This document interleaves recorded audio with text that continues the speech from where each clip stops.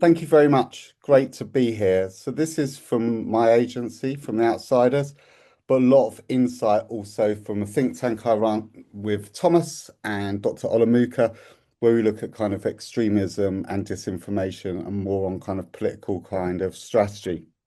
Look, the working class, how to communicate to them. I'm not going to come here and say I'm an oracle of all knowledge and that everything I'm going to talk about you agree with. This is points of view and kind of points of perspective. In many ways, this presentation's the baseline presentation because our next presentation, we've done a very difficult subject, but we've been looking for a year about how policy, government, and communications and brands can restore hope, which will be our presentation will be out in mid September. Please use chat and please use the kind of Q&A. Just really quickly, what we did. So we've been interviewing over a year, 55 interviews across the UK, including London. The myth that London's not working class is just not true. I come from Feltham. You go to a place like Feltham, Eltham, certain places, and you see exactly the same codes as you would see across the rest of the country. Semi-ethnographic approach, although we also did kind of focus group, but it's backed on 15 years where I've been talking about this subject. We've also developed Outside Road, which is an AI tool built on all my kind of thinking and multiple self-funded research. Let's talk first about bias. What are the biases? So I see this kind of quite a lot, and obviously this is important. So if we look at a stereotype model, what you got of different dimensions. So if you think someone's warm and incompetent, you often have pity or sympathy. So disabled people, sadly, I'm disabled, got a lobster hand, fall into that space. If you think someone is cold and you've got a cold reaction to someone and you think they're incompetent, you have contempt. Sadly, homelessness often falls into that space. If you've got a cold but you think someone's competent, it's often fear, and sadly, anti-Semitism has often fallen in that space. And the space we really want to get to is competent and warm reactions to others. When you see the working class, what you see is a lot of fear. They're kind of the far right, right? They're the people causing the trouble, causing the kind of riots. You have contempt, that the idiots are voting for kind of Brexit. They're kind of the health time bombs. They're people you want to avoid on holiday because you don't want to be associated with them. You think they're letting down kind of Britain. And then you often have pity and sympathy. These are really, really poor people. What we don't have enough of is pride and admiration. And I think that's a sad because this is an audience I love. I come from this audience I highly respect. And we're going to talk more about that later. Then you get some other kind of stereotypes coming through. The kind of brute, kind of the idiot, bit kind of thick, the screamer, the woman who always screams, and the cunning one. And there's loads more that we could have kind of built around that. And these are some of the stereotypes that we kind of essentially need to kind of dismantle. Let's talk very quickly about the working class of the past. So, as Thomas said, it used to be really easy to identify. They holiday, went to Blackpool, went to kind of Butlins, drunk in the pub, went in Woolworths and kind of read the Sun or the kind of Mirror. But also at that time, working class was something to be really, really proud of. And it's a golden age. So very much that Protestant kind of work ethic. People worked incredibly kind of hard, feeling that everyone kind of wanted to work. Life was hard, but you kind of knew each other. You knew how to have a good time, and everyone kind of supported each other, and everyone kind of knew each other. It also, especially if we look through the lens of the white working class, and I'll come to that kind of later, when you look at kind of the white working class, they kind of defined youth culture from kind of the punks to the kind of mods. And I'd argue the last real white working class hero was probably Oasis, so kind of a long, long kind of time ago. You had strong heroes. I'm a big fan of Tony Warren. I think Tony Warren, the founder of Coronation Street, is one of the most inspirational people to read about because he really kind of at the time in the kind of 60s took female characters and really showed them in a realistic light and gave for them a lot of warmth, mixed with a really kind of strong sense of kind of northern kind of identity. And I could talk about him for ages because he's my kind of hero. Arguably, there was more financial equality, little division within the community, jobs for life, people looking out for you, more kind of structure. Everyone kind of lived in the same area, everyone kind of getting similar kind of wages, strong kind of unions protect you, and strong kind of community kind of network. And but we have to contend, right? That it wasn't perfect at that time in any way, shape, or form. So let's not kind of be romantic. And actually, it's really interesting when you look at the history of Coronation Street in the 1960s. People like this is they people thought it was quite idealistic there, and in a nice way because people were talking to each other. So times haven't moved that much.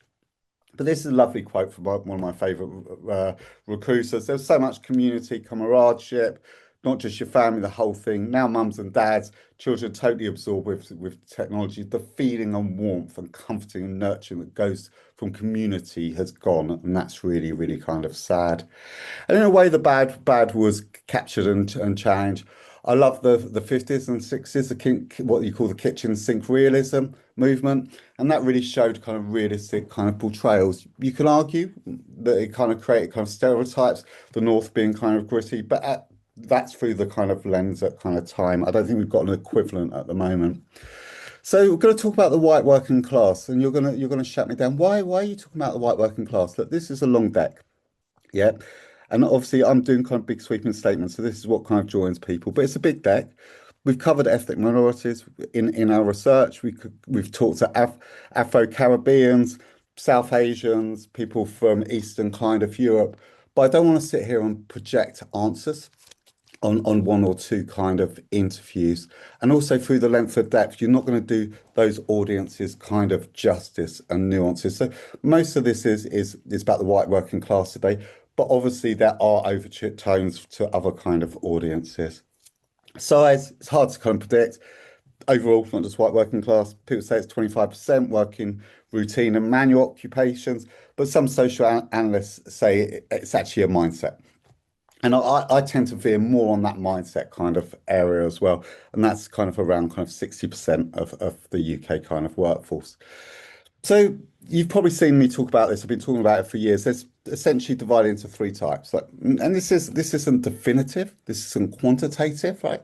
But this is qualitative and how we see it. But I think it hopefully it starts giving you a little bit of a picture and a framework of how some audiences can be kind of falling out.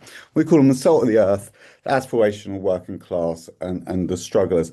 Personally, I'll be honest, I don't really like the word strugglers. So if anyone's got a better name, that would be great. But we use it as a holding name at the moment. So let's talk about the kind of strugglers. So these are the ones that tend to earn less than £15,000 a kind of year. Life's hard, but it's not crisis, right? So the word that this is an audience in crisis is wrong.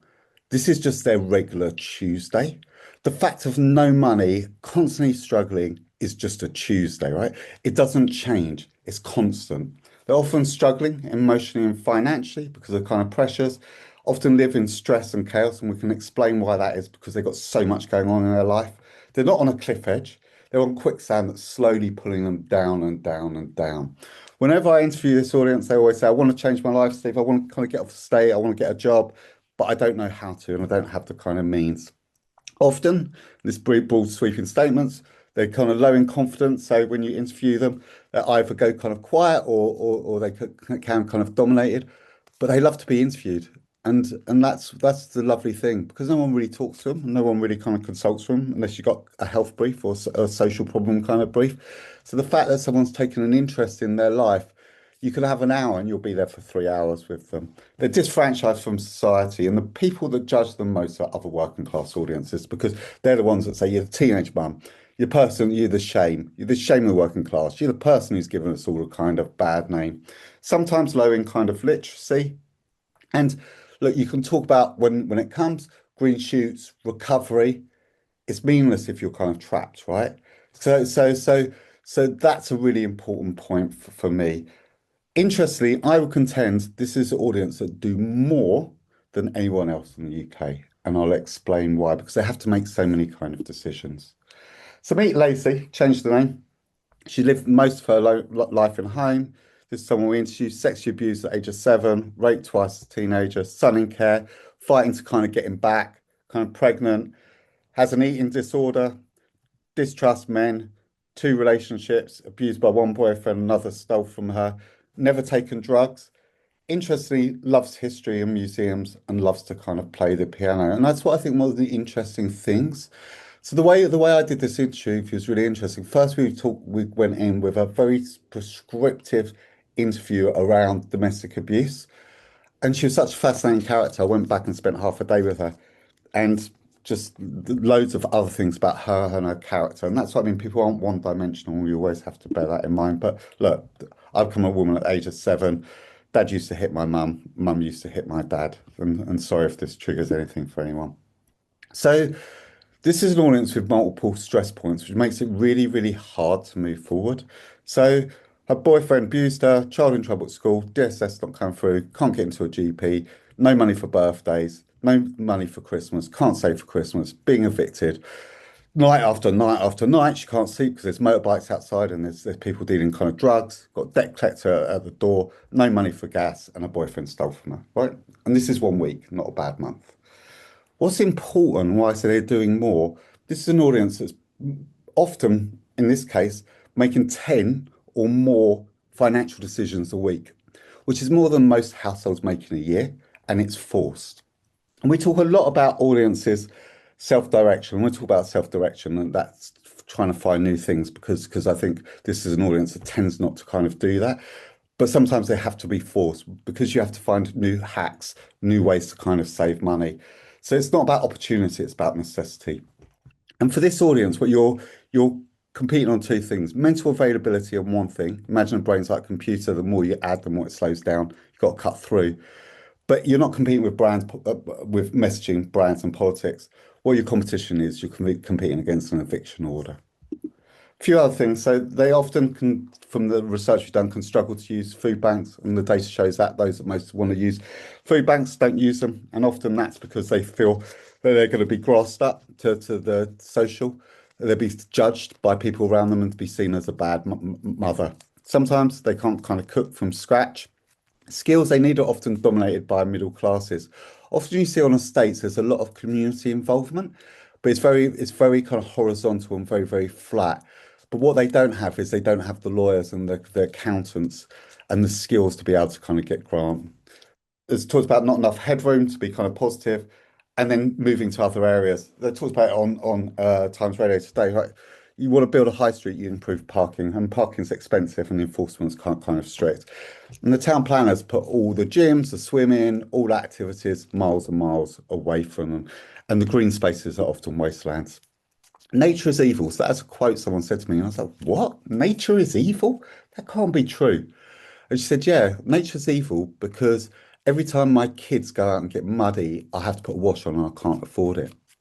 So there's hardly any conformity towards the institutions, and that's not through ideology, but it's the rules constantly kind of change, and they're worried about being caught by wording. And fear's constant and weekly, right? The boiler, the loan shark, the MOT, BBC licence fee, the uniform list, the summer holidays, brown envelope is constant. And I would contend mental health advice often fails. And the reason it kind of fails is for mental health to really, really work, you have to stop, pause, and think to be able to develop and grow. This is an audience that doesn't have the time to do that. And at the same time, everyone's constantly stripping your dignity away. And we're talking more about hope in the Hope Report about dignity, because that's the key word that marketing, policy, and everyone kind of ignores. So what works in terms of what doesn't work in terms of communication? Budget advice sometimes works, but also the fact that you're going to save money, right? That can sometimes make you feel like you're not very good with your finances. Urgency and emergency language, they're not an emergency, it's constant. Overclaim and recovery, I kind of talked about. Poverty porn is kind of well kind of documented, makes them feel bad. Not showing them as people that are competent, but showing them as people to be kind of pitted. And local experts, and why I put that, local experts, but I think the policy idea is, right, if we want to reach these kind of people, what we need to do is we need to get the youth workers, we need to get the people around them, the experts to kind of help them. That's true to a point and really, really important, but also it's quite paternalistic. And it's quite Victorian paternalistic that these are people that can't have their own agency and power, and promises no one believes because they're often kind of broken. So what works? Good humans, good interface with humans constantly. Local experts, the right kind of ones. Getting close to that community connection point. The school gates WhatsApp is really, really important. Showcase their resilience and encourage them to kind of get those little steps to kind of rediscover things. Salt of the earth, strong Protestant work ethic. it's kind of the traditional kind of working class, really black and white thinking. You are, and it is very, very black and white, quite insular as well. And there's a really interesting book kind of called The Underdogs by Joel Budd, which is fascinating. He maps out how when the EastEnders moved to Norfolk, how much they were hated because they had flash funerals. They didn't support Norwich, they supported kind of Arsenal, and they had their own kind of humour from the kind of East End. They live for their holidays. You want to measure the working class and the economy. Look if they're reducing holidays because that tells you more about the economy than kind of anything else. Like the traditional working class activities, like the kind of bingo, the pub, take pride in their home and is really really important.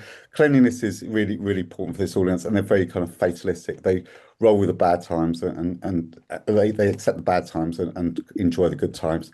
So this is one of the people we had from a family of six, two children, finished with her boyfriend, 20 years, who's an alcoholic. She sold her home and she got £100,000 and she's now enjoying her life and tries to go to Turkey every year. So life's good, got a new fella, he's nice. Love to have a drink and flat on the football. Money can be tight, but life is far too short. Then we've got kind of got the aspirational working class. Not that much different. Can come from the same kind of background. So one of the people we spoke to was from a post woman. I think the slight difference is they tend to have slightly middle class interests more traditionally in space of kind of self-actualization. So they might not just watch the film of Game of Thrones, but they kind of read the book. They want to change their life. I think the thing that really kind of separates them is they want their children to go to university because that's the thing that they never had. Where the salt of the earth, it's a little bit kind of dark, but there is a little bit. Don't want my children to do too well because I don't want them to leave the community. Much broader interests and stereotypes, theatre, booking, travel and kind of courses. So Joan, husband's postman, wants to move to Spain, pushes her children hard, likes to play games, did a wine tasting course, goes to the theatre twice a month. But this is old Joan, and we'll talk about that in a minute. So I make my kids do their homework every night, love Game of Thrones. But the problem is, this audience is now collapsing back into the salt of the earth. So it's coming one which we kind of call the mass mainstream because self-actualization is dead. Cost of living's killed it. There's a shift now on Maslow, and I know there's people not Maslow, but I think it's a good start point. There's a shift towards kind of belonging and security needs. Ambition is taxation. So having aspirations, do this, do this, do this, do this, you can do this, you can do this, you can do this. In a time of cost of living is really, really difficult and it just drains the brain. They can afford mortgages, but the deposit is the shackles. Degree for their kids or for themselves is not such a strong ladder. They know AI will hinder kids' prospects, work's unstable. And interestingly, right, there's a lot of things just trained because of AI to be a plumber and builder. But what we forget there is actually a lot of builders and plumbers, customers are the middle class who are going to be hit the most by AI. And I think middle classes, we can talk about another time, at what we call anxious professionals are behaving more like this mindset more and more day after day because of kind of AI. So what you're seeing is two audiences merging into mass mainstream. Salt and Earth were kind of already living in the present. Aspirational working class are kind of climbing. Now they're kind of defending different things. Tara's a pub holiday Sunday. Joan defends the school on the high street. But they're not now aiming so high. What they're looking at is what can I defend and who's coming for it. So there's some common codes that kind of join these audiences, not so much the strugglers, but the mass mainstream. So where they sit in kind of Schwartz is very much in security needs, conformity, tradition. And the one that's time and time missing is benevolence, looking after others, looking after me and my family. Most messaging is universalism. So in the sense that you've got to help you kind of the kids and help the kind of planet, help the kind of world, or it's self-direction, right? Learn something new or be stimulated by something new. It doesn't work for this kind of audience, although we talk about universalism, it can work. Collective mindset, so it's much more the we before the I. They want people to see be fairness is really important, which is people being treated fairly, especially the little guy. A lot of cooperation, memory of power, the strength of the trade unions is kind of dying. And the hero messaging, person who got out is admired, but also quietly resented. But what's really is the person who stayed and make it work are the people that are kind of trusted.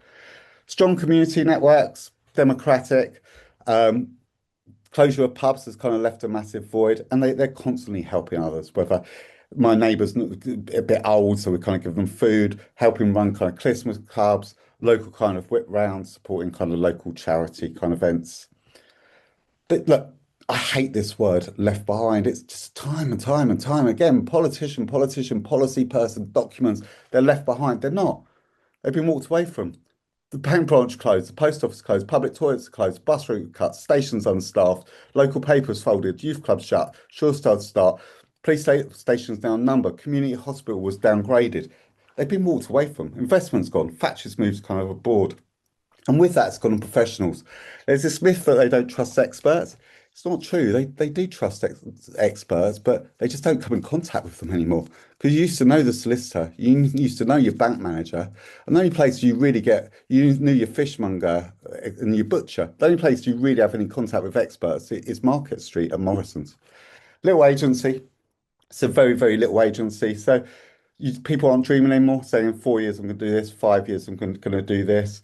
But what you kind of see is this split. So essentially, I don't feel I have any agency in the national. So what I'm going to control, we call it the Great Retreat, is those things that are around me, my family and my kind of friends. And with that, you see personal agency, whether it's mastery, learning a new skill, learning kind of cooking, going fishing, or just small victories, feeling you're achieving things time and time again. Every policy comes through two waves. What does it cost me? And does it improve my Tuesday? Everything's about Tuesday. Does it make my Tuesday better? And was I kind of consulted? And you need to be agency stimulating. Be empowered just doesn't work because it's meaningless, right? You've got to show people the mechanisms to work forward. Communications to the point. They don't pontificate. Very kind of direct. You get different kinds of learners.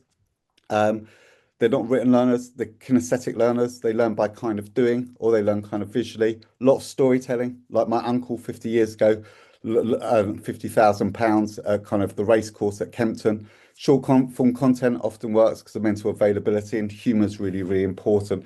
And they value strength, but it's more resilience than strength. But people who've continually done things and kind of been there. So they want respect. So respect is the thing that really they feel often is kind of lacking. And if you look at my paper on why the white working class vote for Brexit, you'll see that. But respect now is horizontal, right? So it's not climbing up the ladder.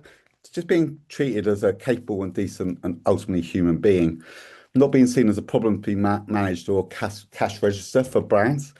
So a fair price, something might be a fair price. We talk about value later. Handed over with contempt still fails, right? And we'll talk about this more in Hope Restored. That's why service delivery is so kind of important. Talked about this, but there's really low trust in the kind of national, the political class. They throw everyone in the same place. Government's disconnected, looks after itself. Local councils corrupt at worst. Business leaders fact check, do not live in the real world. But trust is now flat. It's not absence. It's moved down a level. So it's the named councillor, right? It's the MP that actually knocks on my door and does things. It's the publican. It's the head teacher. Really interesting. When we a couple of months ago, we were speaking to Restore, and we are like, "What politicians do you trust?" So this was in Manchester. They said, "We really trust Annie Burnham because he always responds to us." National Hope is kind of the noise, local substance checkable, and they're not anti-state. They question people who they feel are constantly kind of letting them down. And local media is the key, and where it's kind of broken down is a massive problem. Blood ties are really, really important. It's all about networks. You get your jobs from other people. You learn to support from other people. Gossip Central, they gossip about everyone, but then you find out your niece. People said, "My niece has got no kind of money," so people can kind of help her. And there's big sacrifice is strong. So this is a sister took on someone's sister as a heroin user, so she took on her kids. Cares really recognised. This is an audience that really, really cares about others, and it's not celebrated. Love nature. Nature's really, really important, especially since kind of COVID. It's free, apart from the parks where people moan you have to pay £15 for ice creams. But they enjoy this. It's escapism. It allows you to kind of get out. And when it's lost, they really feed it massively. They don't know what sustainability often is, right? And they don't think in terms of sustainability and don't think in terms of save the world, but they just do think about making the rivers better, making the hedgehog, looking after the hedgehogs, protecting the kind of bees, making the parts nice. So if you want to do sustainability messages, you have to bring it that close to kind of them. Big kind of quest for joy. So little things every day makes me kind of smile. But this is where I said holidays are really important because what's gone is the middle, right? So going to the pub once a week, not going to the restaurant so much. What's often defended is the holiday, which is once a year, or the little kind of daily kind of lifts. And we're seeing that holiday reducing, which is going to cause kind of attention.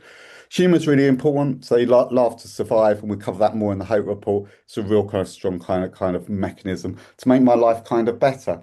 They constantly judge on shop you use, car you drive, school children attend, food in the trolleys, accent on the phone, not just by the middle class, by everyone. So when they look at ads, they are kind of saying, will I be judged? And that is what's kind of going through their kind of head subconsciously. There's a fear for and not a fear of. And I think this is even when we do right-wing populism, we talk about this with what we call the hard press kind of audience. So it's not a fear of immigration so much, not a fear of Muslims. What they fear for is a fear for my kids, my mortgage, my town, my way of kind of life. Permission's key rather than instruction. This is what I talked about savings, right? 5 ways to cut your energy bill applies you have not tried. Simple swaps for healthier family shops says your shopping skills are problems. Shame demobilises, which I think the housing thing is a problem because not being able to afford your rent is a shame-based issue. It's not an anger-based issue. Well, anger about the cost of living will kind of mobilise. And if you want to communicate with them, speak wide and universal kind of messages that feel like they're for everyone, heating reduction for everyone work, but then you aim narrow in terms of kind of media. Ideal character, dislike kind of flash people, dislike people above themselves. They can like people with wealth and power, but they're the ones that they feel that are kind of listening to them, are sacrificing them, standing up. They often we hear they want to kind of return the gentleman. What they mean by that is someone with manners, respect, want someone who's resilient. They like eccentrics. They like kind of graft, which is kind of moral kind of core of who they are. And they generally like the upper classes. They just hate the middle classes because the middle classes are people that tell them always what to do, and they're essentially the kind of boss, and they're the people they feel looking down on them. The heroes are often outspoken, try hard, fail, get back up, bit rebellious, strong and nice, kind of in that order. And this is all the time people don't believe in perfectionism. It's about kind of character. When you're an institution, if you do messages that feel like spin, it's not going to be true. If it feels plain sailing, it will be. Mum is the kind of biggest kind of hero that they kind of got. They're ruled often by a matriarch, not interestingly. They want to get the whole family around for kind of Sunday dinner, often can be quite terrifying. Family glue, it's the organizer, the wisdom everyone kind of goes to. Family name, actually, I still hear that. The cousins have let down the family name. People talked about that in some of our groups. So the family name defender, but it's also the absorber of the kind of shocks and helping the family kind of survive and kind of navigate. Love community. Community is really positive. So it's a safe space. It's where people kind of connect with each other, creates a degree of trust and unity and kind of belonging.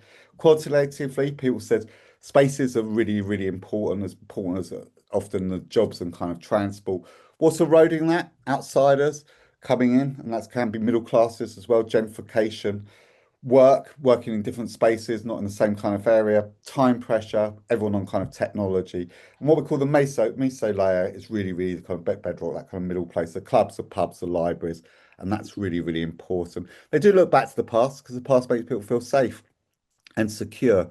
So when that high street changes, that's markers that make me feel safe and kind of secure. But nostalgia is really, really important. So nostalgia clinics is one of the best things you can do if you're doing policy. Ask people what they had in the past, which they don't have now, because what that shows is where the gaps are kind of now. And their road is not always straight. Let's talk about kind of brands. So look, this is complicated. So value is not price and it's not aspiration, right? And it's not necessarily quality. So value, the way we define it, is it's the felt worth of fair exchange, horizontal, where you're treated as kind of equal. So two questions are asked at once. Am I getting a fair return? That could be good quality and price.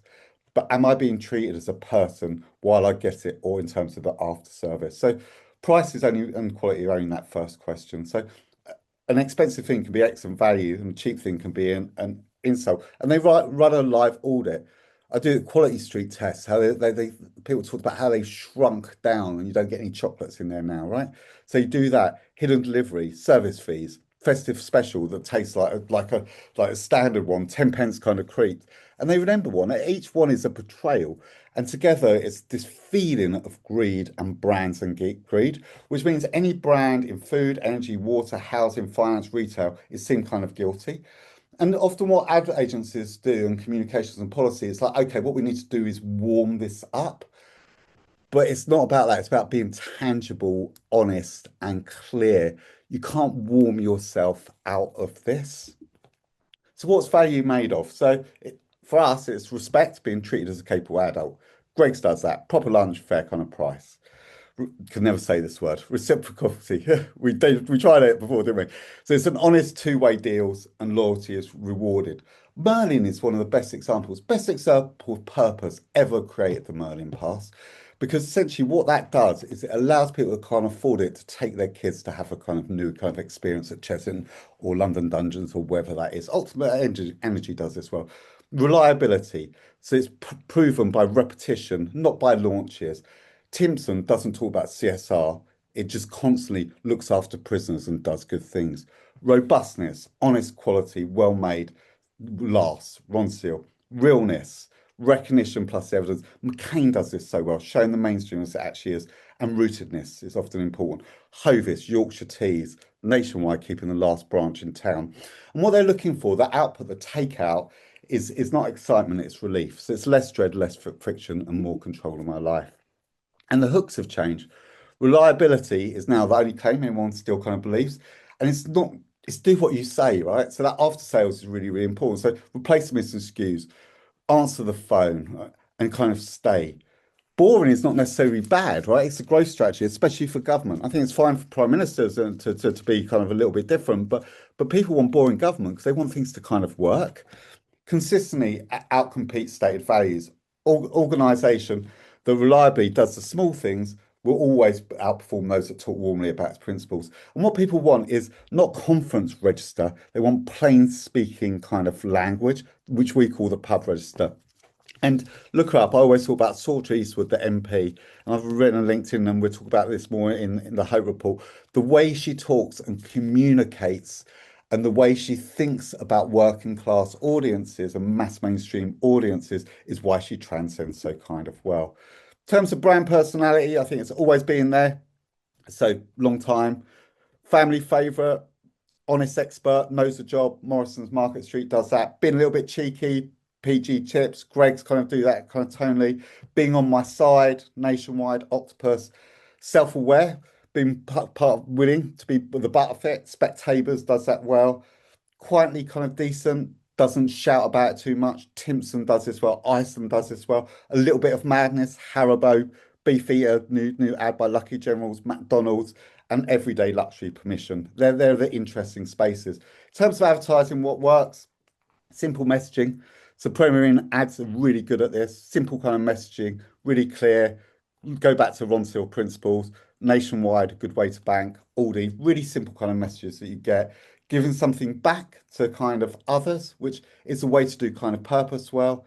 True kind of connection. So very with the Huns, I think does this well. Market Street does this really well. And using humour to disarm. And we'll talk more about the types of humour in the next kind of report. When we come to policy, I think the big thing is make it small.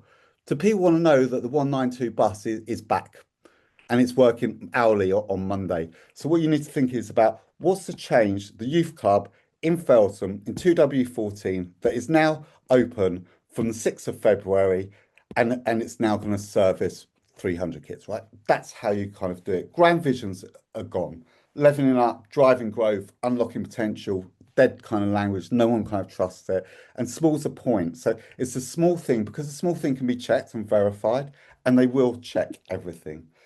Answer the cost questions. So people, every proposal, I think to a degree, I support you less, but I think you see this a little bit in the working classes. What will this cost me? And was I kind of asked, right? So you less kind of register. So I think, as I mentioned, you need to target kind of tightly and speak wide. So free school meals would be a kind of example of that, making it feel kind of universal. But don't forget benevolence, because one of the reasons purpose collapsed, and this is where I disagree with a lot of the people that criticise purpose, was because it went into universalism. Everyone's missed Talk about how things can help, how nature can help me and my kind of family. Never tell people they're trapped. Frame the gap. Anger mobilizes. So look what has been taken out of your town, not your area is kind of deprived. And you can harness that. Overclaim, I think, is the important thing, and then over deliver, not big kind of promises. Restore the middle. And we'll talk more about this in the Hope Report, but it's gone, the meso layer. Bring it back because this creates loneliness, extremism. Doesn't happen where you've got strong community networks, disinformation, collapse of kind of connection. And the high street, right? It's not mourned as a place to shop, it's mourned as a place to meet. And when you use words like restoration, those words are kind of wrong. People don't want things sorry, regeneration. People don't want things to be regenerated. People want things to be kind of restored, to go back to how they were. Achievable kind of target. So very small. So because if it's big targets, what happens is the department says it's not working, and then often blame the audience for not kind of accepting it. So it's counting the steps. So from no savings to any savings, from arrears to payment plan that gets you through. Sports England and people at 23 Red are great at this, right? So you move people from inactive to partially active, and you let the targets move forward. Let people fail, experiment, and then publish the numbers to show how you're kind of moving kind of forward. And local voices are key. Ministers generally can't really kind of deliver, but look at the protagonists, the head teacher, the publican, the bus driver. There's a wealth of people that can talk to. As I mentioned, be more Saltshire Eastward. And don't necessarily, you need to have beats that are constantly dripping things in. This is what disinformation does so well. We're talking about this, we're talking about the Ulster example, right, with the riots. They seeded stuff about Islam and immigrants for ages and ages and ages and built that up on Facebook. Then the loyalist groups, they then used their community kind of networks and they built them up and they were ready for that the kind of riots. And so that using community networks to do it for good is place. Using stripping narratives is important, and use local media. And the experience, though, is the message, right? So you could, your advert says, right, you count. If you put on hold for 2 hours, it feels you don't. And they always believe the hold music over your kind of ad music. And that kind of wraps it up. What next? 9th of September, Hope Restored. Going to go through all this stuff, which our resilience reconstruction we've been working on. Why has hope disappeared? Where's trust gone? How do you restore it? And what is that missing word that you're all missing out on? And that wraps up my whirlwind tour. Questions, thoughts, That debates, disagreements. that was absolutely fantastic, Steve. Thanks for that. While we give people the time to think of questions and post them in the chat, just wanted to ask one myself if I could. So, in his book Head North, Burnham talks about imposter syndrome, and he's had a lot of stick for this because people say, "Look at you, you've kind of made it. You know, you were Secretary of State, you've been a minister, been a successful politician, you've been a Manchester mayor, now you're Prime Minister. Why are you talking about imposter syndrome?" But from a personal experience, imposter syndrome is very real in the working classes, Yep, and it's difficult to say who's to blame. I mean, it's a personal thing, but it's also the community, the stay in your lane kind of thing. But also, like the worlds I've worked in, teaching was okay because of course in teaching you've got many people that look, talk, and think like you. But like I've worked in the world of politics for many years, and Westminster definitely isn't very working class, yep, and public affairs isn't either. yep, So you expect a certain background, expect a certain accent, and also for many of these starting positions in that kind of world, they're not really paid. yep. So it kind of opens the door straight away for certain people. I was just wondering, It's what really good. I what mean, I think what the imposter what do syndrome you is really think about the the imposter imposter syndrome is syndrome really thing? important, right? When I dropped my accent for ages and then started reading Tatler, right? And discovered rugby and I hate rugby. And cricket. So that kind of happens. I think just being, I think that sense of being authentic to yourself is really, really important. Don't try and be something you're not. It's fine, right? To be kind of, if you are from a middle class kind of politician, that's really important. I think the other thing is just go out and listen. And I think that MPs that are local and love local will save themselves 1 or 2% in the polls, right? And we've seen that people really like people that just go out and listen and feel like they're caring. And I always go back to Sorcha because I think she's a fantastic example from the point where she turned around and told MPs off for smiling in a food bank, right? She kind of gets it. And I think that's what's needed is just that be who you are and be kind of true to your kind of yourself and your kind of identity. I'm not saying everyone should be kind of sort Eastwood because everyone can't and that look kind of forced, but just be kind of true. But I think the important thing is one of the big things is listening to other people, right? You saw that in the mayor of New York, right? He went out and he went and had conversations with people on the right wing on right wing podcasts. And they talked about baseball, right, as well as opinions, right, and the things they kind of loved and the things they kind of shared. But I think if you start listening to people, that's the kind of first step. And you can't just do that when you just door knocking, right, every 5 odd years. Oh, we've got some We've got loads questions. of questions. Yeah, yeah. So Will says, could you explain a little bit more? What Yeah. does it mean? Does it improve my Tuesday? Yeah, sure. So everything should go through a register, right? So if you've got purpose or you've got a new message, think about a working class person in Salford. When would they get that message on a Tuesday evening when it's kind of raining? And does it make their Tuesday better? So does it enhance their life in any way, shape, or form? And will it make things better for their kind of Tuesday? So that's essentially what it is. And I think it's a big test, right? And that's a test because that gets you away from these big kind of universalism kind of messages that often don't kind of work, like kind of save the world or kind of save the planet. Another one is, how do we get the working class to be seen and feeling pride and admired? So there's a lot more on that on in the Hope report. So I think the first thing is showing them kind of respect. I think kind of listening to them. I think showing representation in the right way. And I think that look, representation is really, really interesting. The worst mistake you can do in representation, and I see this all the time, is to go into kind of extremes. So it's like the bigger bodied woman is always unhappy. So what advertisers we're going to show her, we're going to show her happy jumping for joy. Lesbians are always seen as butch, so we're going to show them as kind of super pretty, right? Disabled people always pitted, so we're going to show them as superhumans. Channel 4, that's different for that one equation. That the Muslims are fundamentalists, so we're going to show them as happy shopkeepers, right? That doesn't work. Everyone just wants to be kind of normalized. And if you can, you want to kind of show, you want to show interesting dimensions of people and things that surprise people. Scrappers, a TV program, always used to do that well because you had someone in a scrapyard and every day used to read a novel and a book, right? That's really interesting, right? So I think that kind of starts countering those kind of stereotypes in terms of representation. I mean, you talked about Timpsons. I think you talked about Yeah. McDonald's as well. So, Yeah. do you have any examples of advertising that positively and accurately represents the working class without falling into any of those stereotypes? It's quite hard, right? Because I mean, traditionally you kind of go Hovis, but Hovis is nostalgia, right? And what Hovis does is plays into the 1950s, what everyone kind of goes back to. So that's kind of as a past kind of backdrop. I think Cadbury's does it quite well. I think that does it in a kind of sweet and very kind of charming kind of way.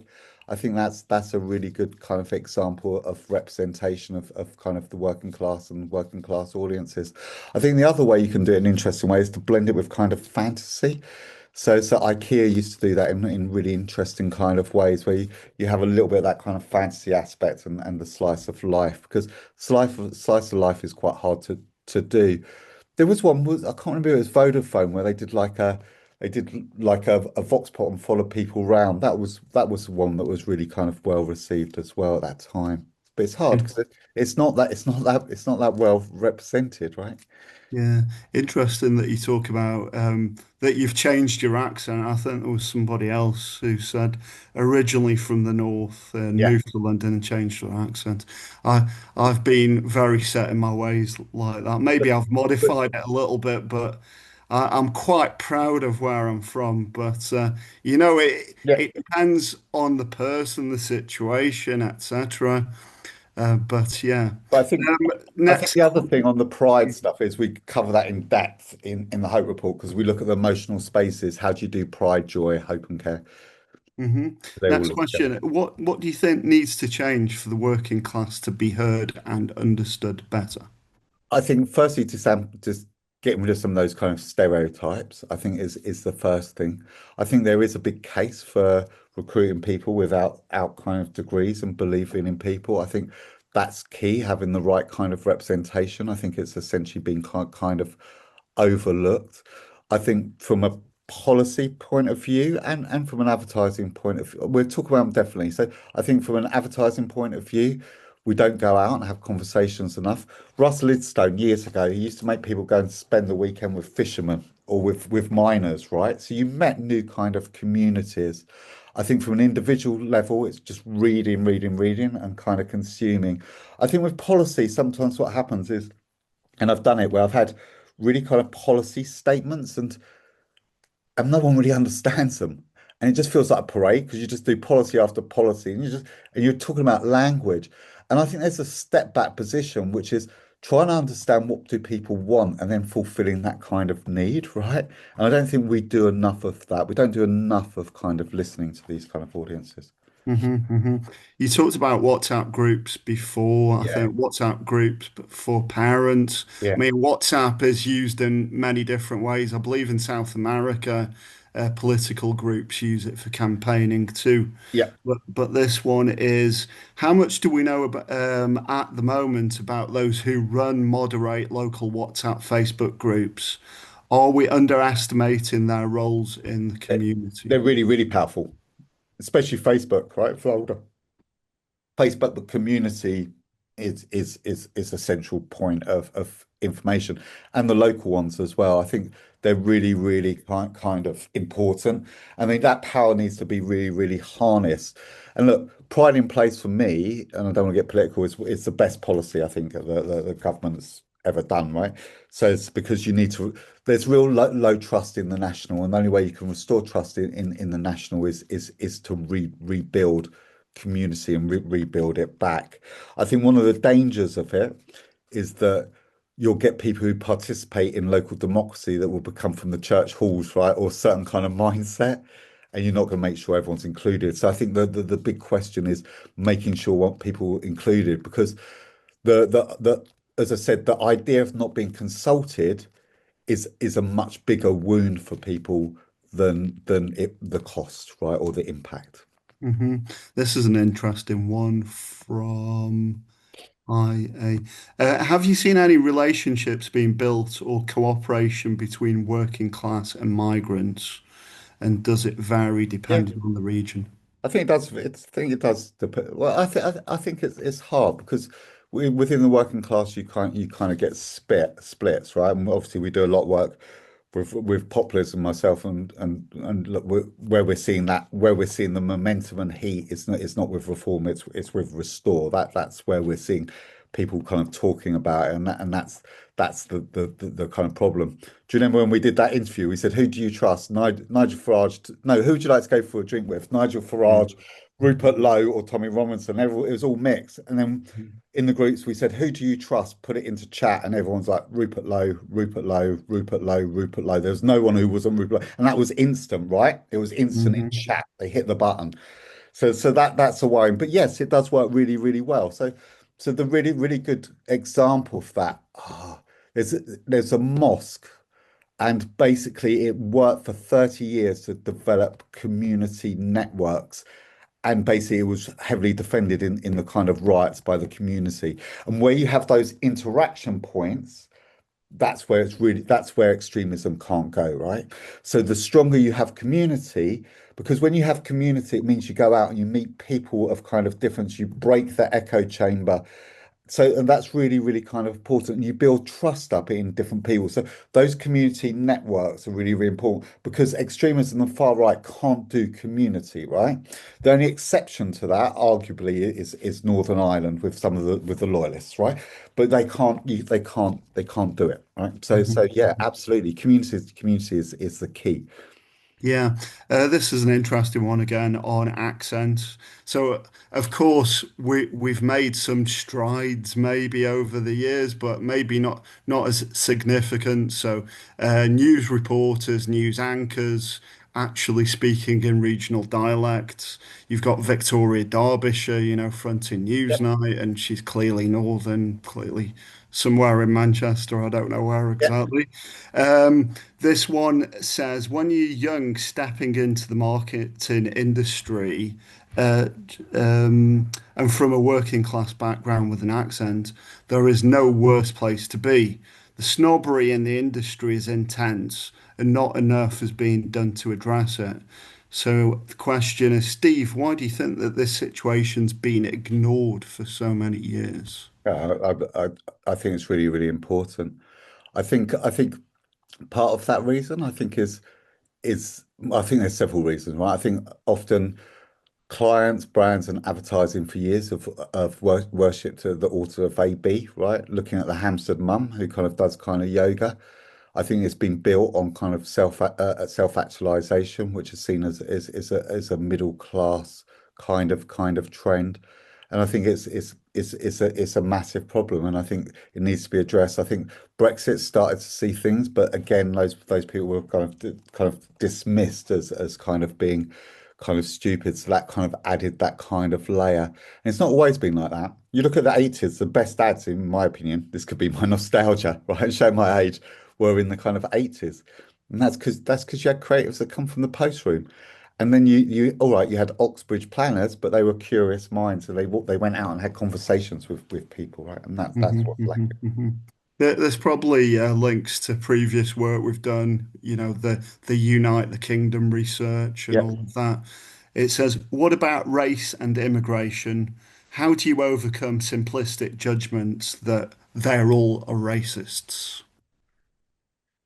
Yeah, I mean, if I think a good place is to, if you look at the work we did on Unite the Kingdom, I think that kind our research, which is online, that's a good place to kind of do that. I think being understanding of what are those kind of drivers, and as we identified, we've got the different typologies of kind of right-wing populism, and you see lots of other kind of issues kind of coming through there.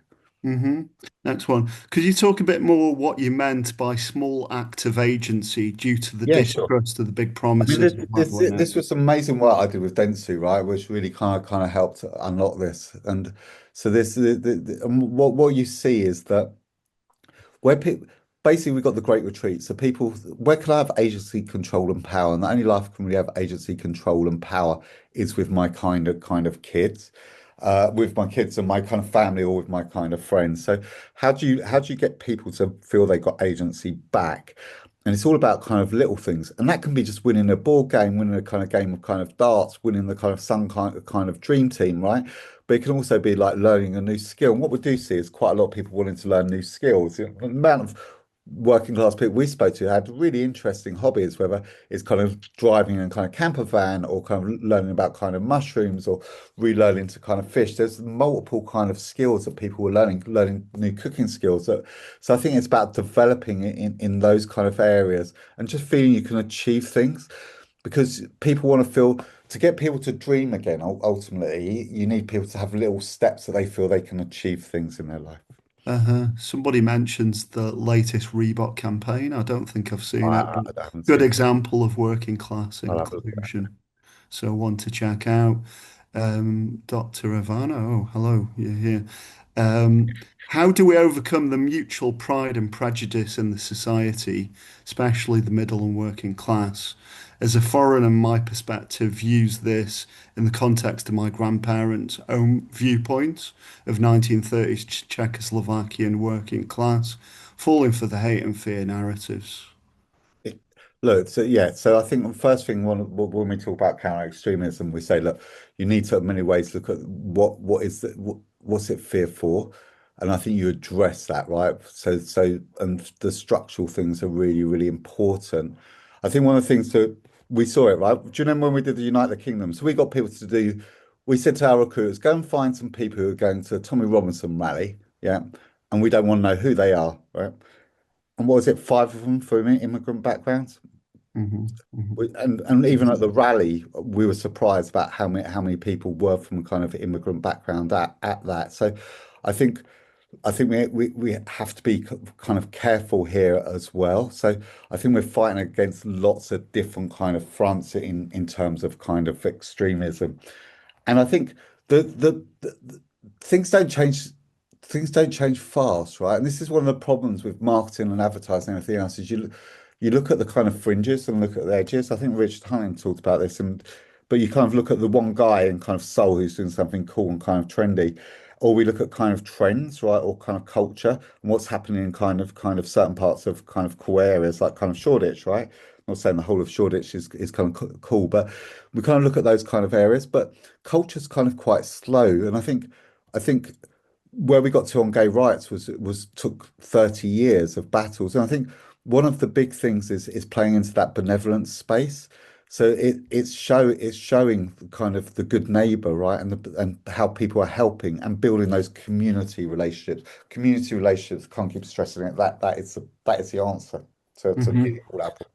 Next one's one we've spoken about quite a lot. I've got my views on this. What do you think about the fetishization of working class identities, middle class people pretending to be working class, and using it as a way to seem relatable? Just before Okay. you Yeah. jump in, Steve, I mean I've seen this at first hand. So what one clear example of this was I was helping out because I'm a member of the Labour Party for my sins.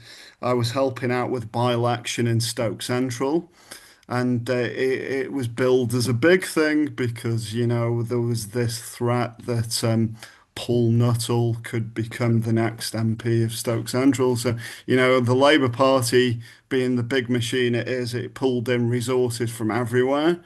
And so we went to a council estate in Stoke-on-Trent with a group of Londoners that had clearly never been to a council estate before, but they had this fixed idea of what working classes are, and that it left them very confused actually knocking on these doors. So there is this, and there is this idealization of the working classes. They're fetishized, and yeah, it's almost like ignorance. It's not wanting to Yeah. get to know who they are, really. What do you think, I mean, I Stephen? think it's about showing them with kind of pride and respect. I think that's the kind of thing. But absolutely, I always remember when I was a strategist and we were looking at a smoking ban. And I remember the creative saying to me, I said to him, we need to go to bingo halls because I need you to connect with the working class, understand?" And they're like, "But Steve, why do I need to do that? I'm working class." I was like, "You earn 150 grand a year and you're drinking the Groucho. You're coming, right?" So it absolutely happens. I think it goes through waves as well. Because definitely with the Guy Ritchie era, Lock, Stock, every kind of creative suddenly had a Mockney accent, right? So I think it kind of goes for kind of waves. But I think those stereotypes is what we need to kind of Uh, dismantle. this question relates directly to the new Prime Minister. Yeah. And the question from Maria is, are we in danger of treating working class and the North as synonymous with Northern England? It's great. I have this look. I have a bit of problem with the word the North, and I'm probably gonna get shot down here. But there's but look, I see it as an identity, but I think there's so many different elements to that, right? So from kind of the minor towns, and there's lots of books that have been written that really show the nuances from the minor towns, from the industrial towns, right, from the fishing towns, right, through kind of the Manchester kind of more kind of lovely people. There's so much different parts of that identity that are rich and interesting. And I think the North is an interesting kind of frame, but I think also the North can be often associated as the only kind of working class area. And as myself says, as Conrad says from Craft, as Ian says from kind of Bursting the Bubble, there's London's got pockets of the working class as well, and the South has.